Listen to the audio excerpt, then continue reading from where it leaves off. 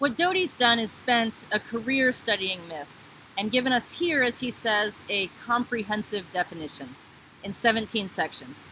So the abstract at the beginning of the article presents all 17 points and in narrative form, and at the bottom of page 533, you get all 17 again, this time numbered. So each of you will find a small selection of this list, of these 17 points, to most directly resonate with you, that will make most sense to you as you look at the living myths of our world.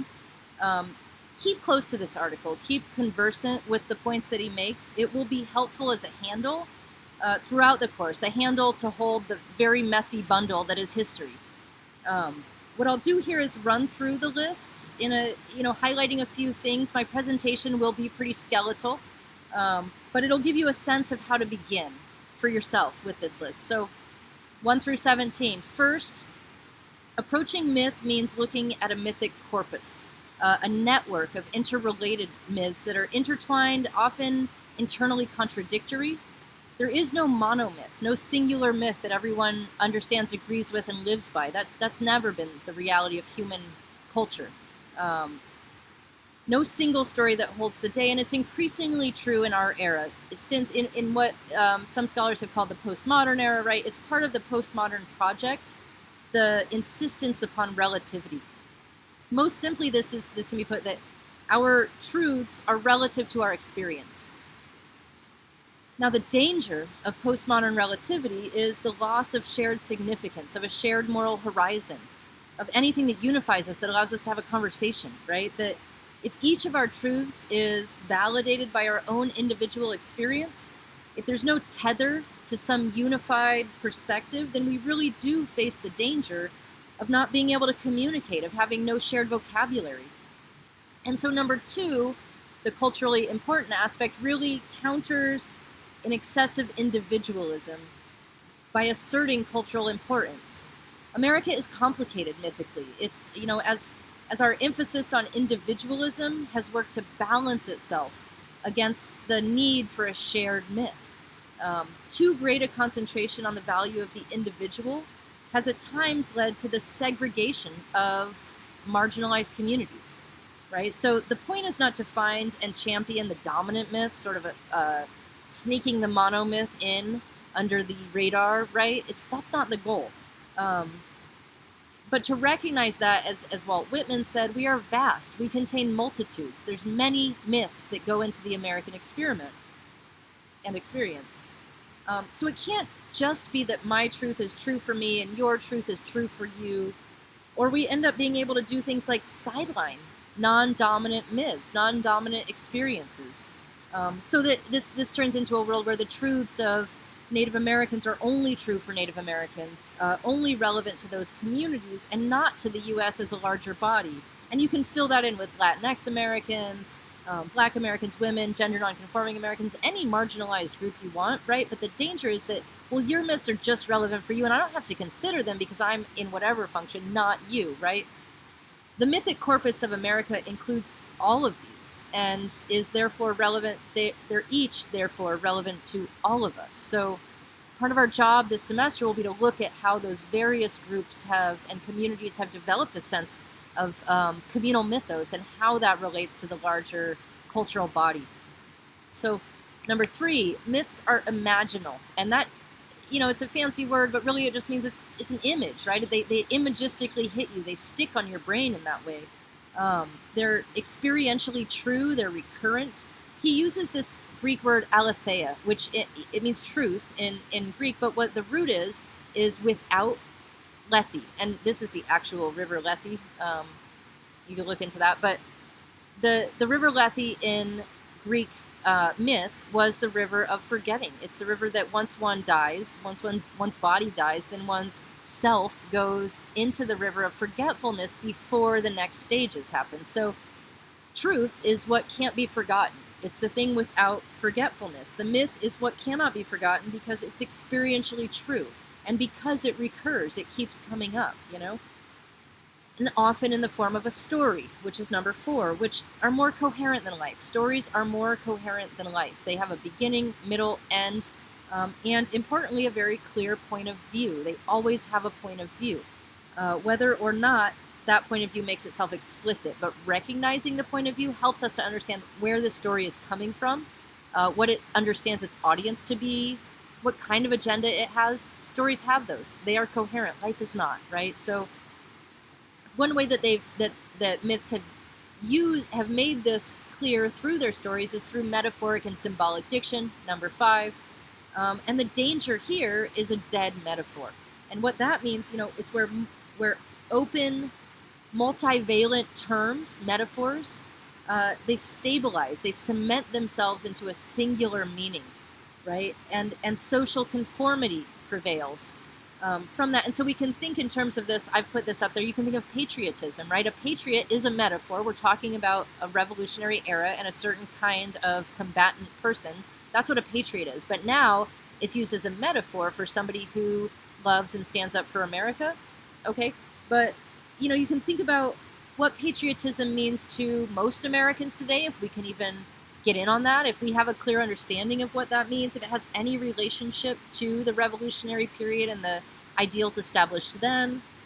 Does it have a living connection to that past? Or, has it just become a way to insist upon and determine a kind of social conformity, right? And so the image I've used here is the patriot on the bottom right of your screen. That's actually my high school mascot. Was that's Orange Glen High School's mascot. If you are familiar with Escondido, this is the OG Patriots, and it's a little revolutionary about itself, but it's not clear that that image has any connection to what Americans today call patriotism. And so myths traffic in these kinds of metaphors, and as we as individuals try to become better readers of myth, better readers of culture, better citizens, part of our job is to recognize when metaphors are at play and to recognize when they've become deadened or cemented into a singular meaning. That's not the role of metaphor. They want to be open, multivalent, accessible to multiple communities, a diverse array of perspectives. I'm pretty sure that the high school mascot has cemented something. It's a strange mascot on its own, but anyway. So on to number 6, graphic imagery, right? So if you can get a clear sense of, if you can emblazon a picture on your mind, this is something like imaginal, but different because now we are looking specifically at the graphic imagery. Myth counters the abstract by embodying thought in specific images that hit your mind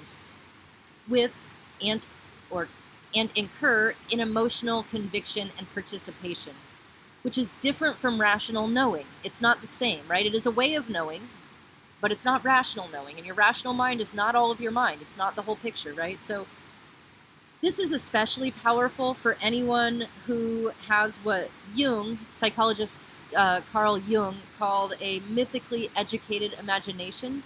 His idea here was that the more stories you know, the more heroes and traitors and success stories and failures and villains and that that you have stories of in your mind, the more you see and feel your life in terms of those stories, the more you can respond to situations, difficult situations, emergent situations, in terms of a story that's helped you to understand what success or what failure might look like. We are what we myth, says Doty, and a personal realization or self-understanding, these are enhanced by mythic knowledge. So the more myths you're aware of, the more you are able to self-determine in a way that can lend to integrity, right? Integrity is really thinking about what the right thing to do might be and also really trying to do it. It requires both situational awareness and self-reflection. And the more myths we have, it's like a library, a vocabulary of right things to do or wrong things to do. But it's worth considering. The more our heroes make us better at being ourselves. And primal foundational accounts. This is point 8. Not necessarily temporal. When we say primal, we think of first things, right? But it's not about just creation stories. Those are part of it. But by primal foundational accounts, what Doty's getting at here is, not just the beginning of time kind of things, but also foundational in terms of significance, in terms of what matters, right?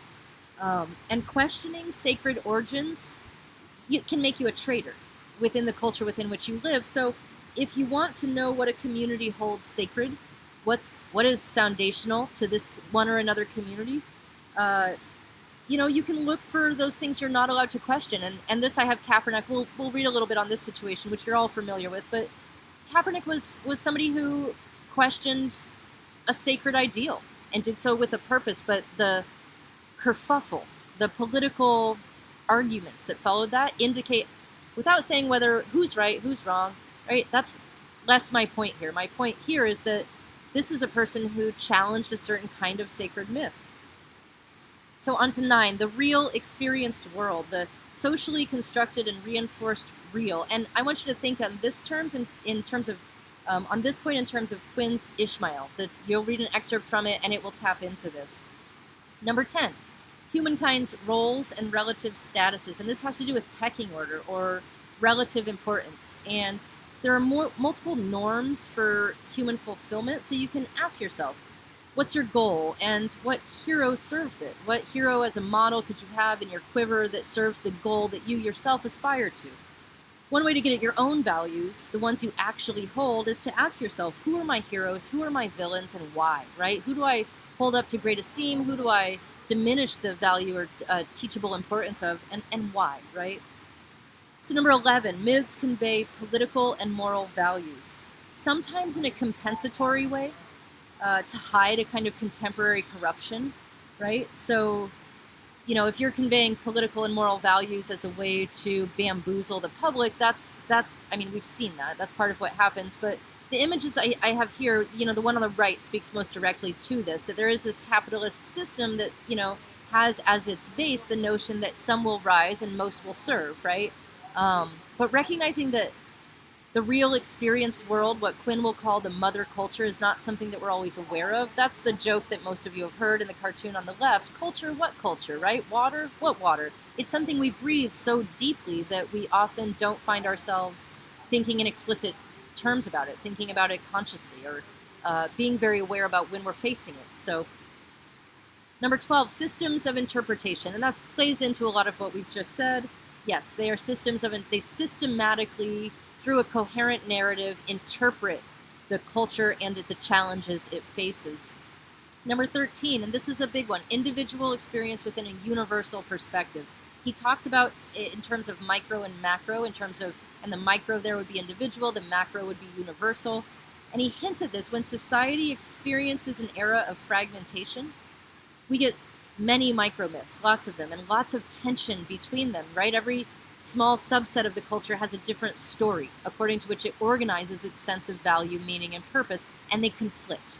The identity politics of today, which most of you have grown up into, expresses this tension in really concrete ways, rejects that a macro myth can represent the real experienced world of marginalized groups, right? There is no single macro myth that you can sort of get into, like manifest destiny is not a myth that speaks to the many people who were sort of, brutalized during that, what's pictured here, we will see this image again, but the kind of angelic womanly figure leading the pioneers west, right? That doesn't represent the experience of anyone who already had flourishing communities in those landscapes, right? So a challenge for today's world is, if there's a tension in your own experience, in your own relationship with your culture's micro myth and the macro myth, whatever that is, and if you see yourself at odds with the macro myth, with the larger universal, what's being perpetuated as a universal myth, right? The story of America. If you don't see yourself in that, if the American dream isn't something that you see as gaining purchase in your own world, or you having access to, right? And that's just one example. And if you are what you myth, if that's true, if Doty's right about that, then how do you relate to or craft or live into your micro myth, right? That's a real question, right? How do you have a functional myth within a smaller subset of the community that also partakes of a shared moral horizon? It's not easy. I have no easy answers here. A concept from religious studies that might be useful, though, is the concept of spiritual but not religious, or the nuns, people who say, I don't affiliate with one or another institutional religious body, 24% of Americans now claim no religious affiliation, right? But in increasing numbers, that's the largest body of that's the largest single body of a religious group, right? Is the people say I don't affiliate. That is now the biggest group in America. That's new, pretty strange for scholars. But increasingly, those more and more nuns, the people who say I don't affiliate, are sitting in pews, right? They're not standing outside the church, they're going to church. They just don't want to affiliate. Like, I'm not a Catholic, I just go to Mass. I'm not a Baptist, but I go to church, right? They sit in the sacred spaces of institutional religion. They don't spend their time outside of the church as much, right? More of them sit in the pews than outside of it, but still don't affiliate. So they partake, they commune, but they don't connect themselves. And I'm wondering if this is a model we can use here, right? That, institutional affiliation and individual choice can sort of represent for us the macro myth and the micro myth, right? I have individual choice can be something of a corollary to a micro myth, right? But institutional affiliation is something I want to stay distant from. But it's worth considering these folks are still in the pews, and we are all still part of the voting populace. So, I don't know. I have no easy answers. There are no easy answers. But by the end of the course, I hope we all have better answers within ourselves. So 14, intervention of suprahuman entities, right? And these are stories of the gods, yes, most classically, but not only that. They're not always personalized, these entities. Their qualities are depersonalized ideals, like liberty, or like this progress/manifest destiny image. So the question is, for us, as we read myths or stories that are compelling, is what is it that is revealing itself through this myth? And it might be a concept. It might be liberty. It might be progress. It might be science. It might be whatever it is. But that's one aspect of myth is, how ideals, how suprahuman entities, personalized or not, reveal themselves through the stories we tell. And the micro, macro, the bottom slides, we are currently experiencing an America that is very fragmented. And so finding a way through that, or to productively deal with that, is part of what this class will attend to. Finding a way to experience it authentically or productively. So, 15. Aspects of the natural and cultural orders. Now, this is street level. These are the bricks with which myth is built, right? The places, and so I've included some places here. The lack of this in our mythos, the lack of sacred space, the lack of land for the American mythos, right? The colonial mythos that doesn't have a strong connection to the land because it hasn't been here long enough. And the native communities that do have a strong connection to the land have been so marginalized and brutalized that it doesn't make its way into the macro myth, right? So our sacred spaces tend to be nationalistic. National parks might work also. Monuments, Vegas, it's the great pilgrimage site of America. More people have visited there. Over half of Americans have visited Vegas. So you have to ask yourself, is our myth a consumer myth? I don't know. We'll set that aside for now. But Doty sees this lack of natural tether as a sign of our own alienation from our bodies, that we've dematerialized ourselves as we dematerialize our mythic culture. He might be right. 16, rituals, ceremonies, and dramas. And he uses this concept of mythos and cultus. And you just think of ceremonies as a way to divorce ritual from categories usually associated with religion. So graduation is a big one.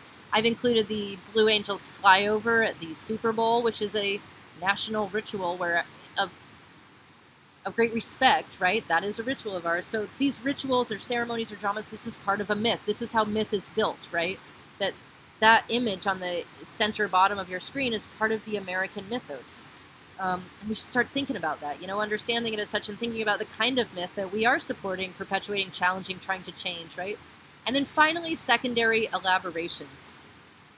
And he says here, I have in mind the stage of mythic vitality where the believed myths are the least believed, right? Where people start to, at this stage, there's what he calls a recreative mythopoesis, right? Which just means a retelling or a reimagining of things that no longer hold us in a meaningful or compelling way, that often myths take on secondary elaborations so that they can be revived as compelling and meaningful for a culture.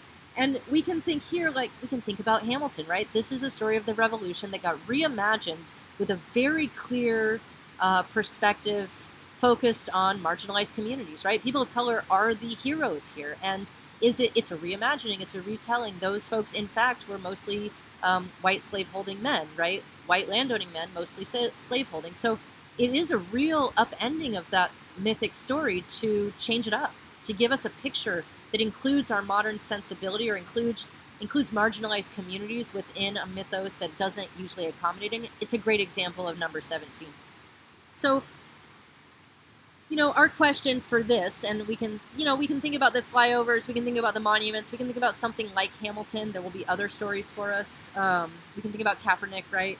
How do we understand and approach this relationship with our myth, right? Is it given or is it chosen, right? Is it found or is it made? And as we'll see through the semester, a lot of it's made. A lot of it's constructed intentionally in ways that most of us don't recognize. It's not part of our nature to see it explicitly or articulate it explicitly. It's the kind of thing that we breathe. It's the air that we breathe. It's the water we swim in more than anything else. So we'll try to draw as much of that to the surface as possible, and we will move forward to do that.